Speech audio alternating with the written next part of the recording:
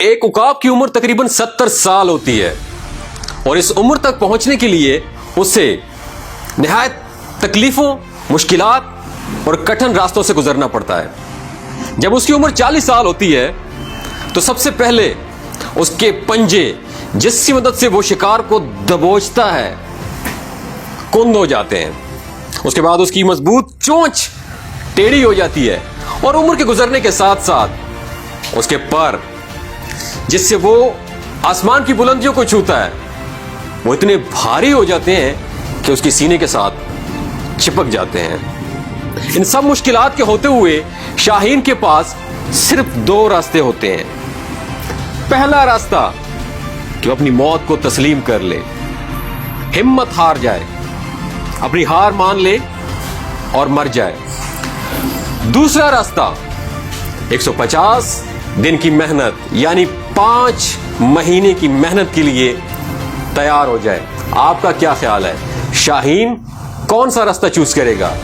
جی بالکل، شاہین ہار نہیں مانتا، وہ اپنے آپ کو 5 مہینے 150 دن کی محنت کے لیے تیار کرتا ہے۔ وہ پہاڑوں میں چلا جاتا ہے اور پہاڑوں میں جا کے سب سے پہلے اپنی چونچ کو پتھروں پہ مارتا ہے اور اپنی چونچ کو پتھروں پہ مار مار کے اسے توڑ دیتا ہے۔ جب نئی چونچ نکلتی ہے تو نئی چونچ کی مدد سے وہ اپنا ایک ایک ناخن اکھاڑ کے پھینک دیتا ہے۔ جب نئے ناخن نکلتے ہیں تو وہ ناخن اور چونچ کی مدد سے اپنا ایک ایک بال اکھاڑ کے پھینک دیتا ہے۔ اس طویل عرصے میں اسے 5 مہینے لگتے ہیں۔ جب 5 مہینے بعد وہ پہاڑ کی چوٹی پہ کھڑے ہو کے نئی پرواز بھرتا ہے، ہواؤں میں اڑتا ہے، نئی چونچ، نئے بالوں کے ساتھ اور نئے پروں کے ساتھ، تو اسے ایسا محسوس ہوتا ہے جیسے اس نے دوسرا جنم لیا ہو، نیا جنم لیا ہو۔ اس طرح وہ مزید زندگی کی 30 بہاریں دیکھ پاتا ہے۔ عقاب کی اس کہانی سے ہمیں یہ سبق ملتا ہے کہ بعض اوقات ہمارے لیے زندگی کو بدلنا بہت زیادہ ضروری ہے، اگرچہ اس کے لیے ہمیں سخت محنت، جدوجہد ہی کیوں نہ کرنا پڑے۔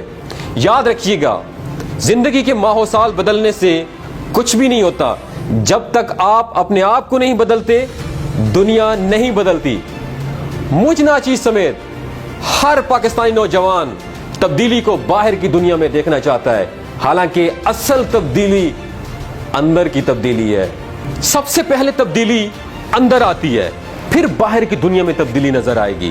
مثبت تبدیلی کے لیے اپنے آپ کو بدلنا ہوگا۔ اب سوال یہ پیدا ہوتا ہے، خود کو کیسے بدلا جائے؟ خود کو بدلنے کے فلسفے کا مطلب ہی یہی ہے، اپنی کمیوں، اپنی کوتاہیوں، اپنی کمزوریوں کو آئیڈینٹیفائی کیا جائے، تلاش کیا جائے، پھر ان کو بہتر سے بہتر بنانے کی کوشش کی جائے۔ خود کو بہتر بنانے کے فلسفے کا مطلب ہی یہی ہے، سیلف گرومنگ، اپنی گرومنگ کی جائے، اپنی ذات کے اوپر کام کیا جائے، سیلف انویسٹمنٹ۔